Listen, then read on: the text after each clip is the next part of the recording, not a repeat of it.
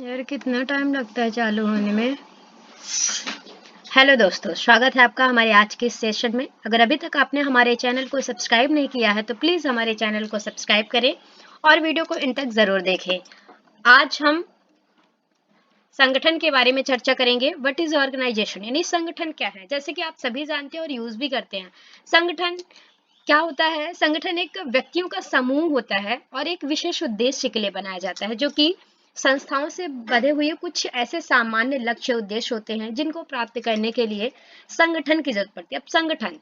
अब सीधी सी बात है, जब हम बात कर रहे हैं संगठन की तो मतलब जिसमें कई लोग शामिल होते हैं, मतलब एक पूरा समूह होता है संगठन में जिसमें कई व्यक्ति शामिल होते हैं। उन सभी के उद्देश्य एक जैसे होते हैं और सामान्य उद्देश्यों को पूरा करने के लिए ही लोग शामिल होते हैं, आपस में एक दूसरे से जुड़ते हैं और इसे ही हम कहते हैं संगठन। ठीक है, अब हम बात करें अगर संगठन की परिभाषा की, तो संगठन की परिभाषा को जीई मिलवाई ने कहा है कि कार्य और कर्मचारी समुदाय का जो मधुर संबंध है वही संगठन कहलाता है। मतलब संगठन के जो कर्मचारी होते हैं उनके बीच मधुर संबंध होना ही संगठन कहलाता है। इसमें कई लोग मिल करके किसी कार्य को संपन्न करते हैं। और इसी कड़ी में मैकफारलैंड ने कहा है संगठन के बारे में कि संगठन का अर्थ है निर्दिष्ट व्यक्तियों का समूह है। कौन से व्यक्तियों का? निर्दिष्ट व्यक्तियों का समूह है जो कि उद्देश्यों की प्राप्ति के लिए प्रयत्नों का योगदान करते हैं। मतलब आपस में एक दूसरे के साथ सहयोग करने, एक दूसरे के साथ साझा कार्य करने के लिए योगदान प्रदान करते हैं, वही संगठन होता है। अब हम बात करें संगठन की डिटेल्स के बारे में, तो संगठन अक्सर हम देखते हैं कंपनी के लोगों का संगठन होता है, शिक्षण संस्थाओं में संगठन होता है, यानी ऐसे लोग जो आपस में एक दूसरे से जुड़े हुए होते हैं या आपस में एक दूसरे के उनके उद्देश्य समान होते हैं, ऐसे लोगों से ही संगठन बनता है। तो संगठन को अक्सर एक कंपनी, संस्था, एसोसिएशन या सरकारी निकाय आदि के रूप में जाना जाता है। वे व्यवसाय, पंजीकरण, कर पहचान और कॉर्पोरेट बुक रिकॉर्ड बनाए रखने जैसी कानूनी प्रक्रियाओं का पालन करते हैं संगठन। और संगठन कानूनी रूप से बनाए जाते हैं और ये दो प्रकार से होते हैं, औपचारिक भी होते हैं, अनौपचारिक भी होते हैं, है ना।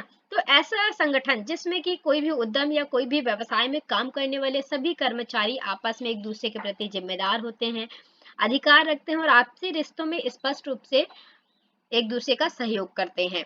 संगठन शुरू करने वाले व्यक्ति या लोगों को अक्सर संस्थापक कहा जाता है। क्यों? क्योंकि वो उसकी स्थापना करने वाले होते हैं। तो एक मुखिया के रूप में वो काम करते हैं। उपरोक्त कानूनी प्रक्रियाओं को निष्पादित करना या इसके लिए किसी भी नियुक्त करने के लिए संस्थापक जो होता है, यानी जो लीडर होता है संगठन का, वो पूरी तरह से जिम्मेदार होता है संगठन के अच्छे या बुरे के लिए। एक बार जब कोई संगठन बन जाता है तो उसे नेतृत्व करने या महत्वपूर्ण निर्णय लेने की जो किसी भी चीज की आवश्यकता होती है, इस व्यक्ति को संगठन का नेता या मुखिया या प्रमुख के रूप में जाना जाता है और संगठन को उसी व्यक्ति के रूप में भी जाना जाता है। नेता समूह का मार्गदर्शन करने या सुनिश्चित करने के लिए जिम्मेदार होता है और हर कोई लक्ष्य की ओर काम कर रहा होता है। अब संगठन हमारे यहाँ कई प्रकार से होते हैं। जैसे संगठन कैसे होते हैं आप देखिए, सामाजिक संगठन होता है। सामाजिक संगठन जिसमें व्यक्ति सामाजिक रूप से एक दूसरे से जुड़ा हुआ होता है, समाज के लोग आपस में मिलजुल कर कार्य करते हैं, सभी के उद्देश्य समान होते हैं, तो वो सामाजिक संगठन होता है। बात करें अगर हम राजनीतिक संगठन की, तो राजनीतिक संगठन कैसा संगठन होता है?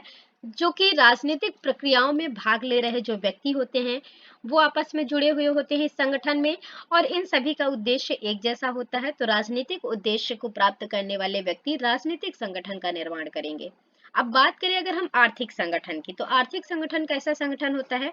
जहाँ पे व्यक्तियों का उद्देश्य अपना आर्थिक विकास करना होता है, आर्थिक विकास के लिए कार्य करना होता है, कोई भी व्यवसाय करना होता है, तो आर्थिक संगठन में वो व्यक्ति शामिल होते हैं या वो लोगों का समूह होता है जो कि आर्थिक रूप से स्वयं को मजबूत बनाने या स्वयं का विकास करने के लिए कार्य कर रहे होते हैं। अब अगर हम बात करें जैसे सैनिक संगठन की हमारे, तो सैनिक संगठन सीधी सी बात है, नाम से स्पष्ट है, सैनिक वर्ग यानी जो देश की या समाज की सेवा के लिए जो वर्ग तैनात है वो सैनिक संगठन, जिनका उद्देश्य एक समान होता है, देश या समाज की सुरक्षा का विषय होता है। अब व्यावसायिक संगठन की अगर हम बात करें, तो जो व्यावसायिक संगठन होता है इसमें बिजनेसमैन यानी जो व्यावसायिक व्यक्ति होते हैं, व्यवसाय में जुड़े हुए व्यक्ति होते हैं, उनका संगठन होता है, जिनके उद्देश्य एक समान होते हैं, उनका लक्ष्य जैसा होता है और वो आपस में संगठित होकर के कार्य करते हैं। वैज्ञानिक संगठन की अगर हम बात करें तो वैज्ञानिक संगठन वैज्ञानिकों का समूह होगा जिसमें उनके एक समान लक्ष्य होंगे, एक समान उद्देश्य होंगे और एक जैसे ही उनके विचार होते हैं। फिर अगर हम बात करें संगठन के प्रकारों की, तो आपको पता है संगठन कितने प्रकार से होता है? 2 टाइप से होता है संगठन, है ना, 2 प्रकार से होते हैं संगठन। जैसे पहले अगर हम बात करें औपचारिक संगठन की, तो औपचारिक संगठन कौन सा संगठन होता है? औपचारिक संगठन मतलब नाम से स्पष्ट है, फॉर्मल, है ना। तो एक ऐसा समूह या संगठन जिसमें किसी उद्यम में काम करने वाले सभी कर्मचारियों के बीच जिम्मेदारियां होंगी। सीधी सी बात है, औपचारिक संगठन में जिम्मेदारियां होती हैं, अधिकार होते हैं, आपसे रिश्ते जो होते हैं वो स्पष्ट रूप से दिखाई देते हैं। तो कार्य संबंधों में उद्यम के भीतर कुछ नियम या प्रक्रियाएं होती हैं। इसके लिए प्रबंधन इस प्रकार से संगठन का निर्माण करता है कि प्रभावी रूप से उसके जो सदस्य हैं, जो व्यक्ति हैं, उनके बीच संबंध स्पष्ट रूप से परिभाषित हो सके और ऐसा करके संगठनात्मक लक्ष्य की प्राप्ति को ध्यान में रखा जा सकता है। तो औपचारिक संगठन जो कि फॉर्मल तरीके से संगठन बनाया गया हो और स्पष्ट हो, उसके नियम, उसके उद्देश्य हमें स्पष्ट रूप से दिखाई दे, वो औपचारिक संगठन होता है। ठीक है।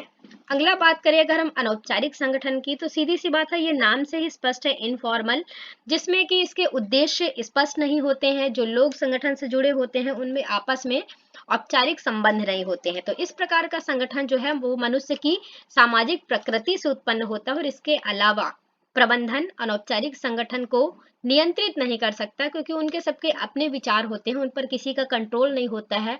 अनौपचारिक संगठन में कोई एक लीडर नहीं होता है ना। तो यह संचार के प्रवाह के लिए विभिन्न मार्गों में अनुमति देता है जो पारस्परिक संबंधों और हमारे जो सामान्य हित हैं उस पर आधारित लगातार बातचीत के परिणाम स्वरूप ये संगठन उत्पन्न होते हैं, जिसमें इसकी पकड़ जो होती है वो सुनिश्चित नहीं होती है, इनके जो उद्देश्य होते हैं वो स्पष्ट नहीं होते हैं। थैंक यू सो मच दोस्तों, चैनल को सब्सक्राइब जरूर करें और हमें बताएं कि आपको वीडियो कैसा लगा, और ऐसे इंटरेस्टिंग वीडियो देखते रहने के लिए हमारे चैनल को सब्सक्राइब जरूर करें। Thank you so much.